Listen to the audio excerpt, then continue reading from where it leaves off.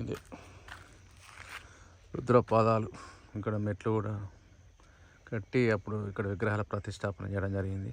కానీ గోదావరి ఉగ్ర రూపానికి ప్రవాహానికి అన్నీ కొట్టుకుపోవడం జరిగింది. దీన్ని మళ్ళా పునఃప్రతిష్ఠించాలని కోరుకుంటూ ఇది స్టార్టింగ్ ఎల్మోర్. ఇక్కడ నుండి విగ్రహాలు చూపిస్తా చూడండి. న్యాచురల్గా ఏర్పడినటువంటి విగ్రహాలు అంటే చోళుల కాలంలో కానీ కాకతీయుల కాలంలో కానీ ఇక్కడ ఈ శిల్పాలు చెక్కించబడడం జరిగింది. ఒక ప్రముఖ పుణ్యక్షేత్రం. ఈ గోదావరి నీటి అడుగున రుద్రుని పాదాలు అంటే శివుని యొక్క పాదాలు అనేది ఉండడం జరిగింది. అవి వెలికి తీయలేదు. కారణం ఏంటంటే అవి హెవీ వెయిట్గా ఉండడం జరిగింది మరియు లోతు ఎక్కువగా ఉంటుంది. ఇక్కడ బోటింగ్ చేస్తారు, ఫిష్ క్యాచింగ్. ఇది ఇక్కడ ఎల్మడుగు స్టార్టింగ్, అటువైపు శివారం.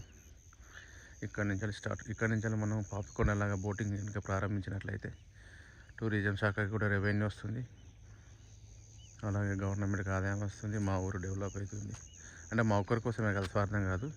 సీతారామ శివ సమితి వాళ్ళు కూడా చాలా కృషి చేస్తూ ఉన్నారు ఇక్కడ టెంపుల్ నిర్మించాలని. అలాగే గవర్నమెంట్ ఎండోమెంట్ తరఫున కూడా గౌరవ మంత్రివర్యులు కొంత ఫండ్స్ శాంక్షన్ చేసి, అంటే మినిమం ఒక 6 కోట్ల రూపాయలు శాంక్షన్ చేసి టెంపుల్గా ఇక్కడ నిర్మించాలి.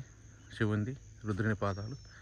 అట్లాగే బోటింగ్ మన పాపికొండలు ఎలాగైతే బోటింగ్ చేస్తారో లాంచ్, ఇక్కడ కూడా అలాంటి ఏర్పాటు చేయాలని కోరుకుంటూ thank you everyone. Good morning everyone.